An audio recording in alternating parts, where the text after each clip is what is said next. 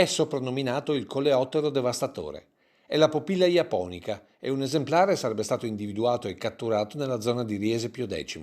A darne notizia è il bollettino fitosanitario del Condifesa che sottolinea la voracità e la diffusione infestante dell'insetto.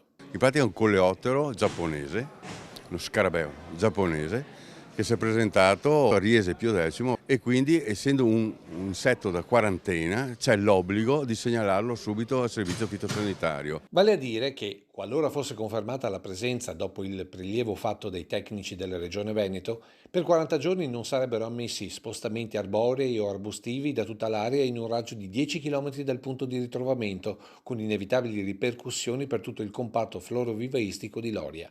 Del resto la diffusione incontrollata del coleottero metterebbe a rischio quasi tutte le produzioni agricole della Marca. Prosegue in testa. Perché è un insetto che devasta, indubbiamente è un grande masticatore, è una grande forchetta, piacciono addirittura 200 specie di piante vegetali e quindi tutto ciò che trova lui si ciba.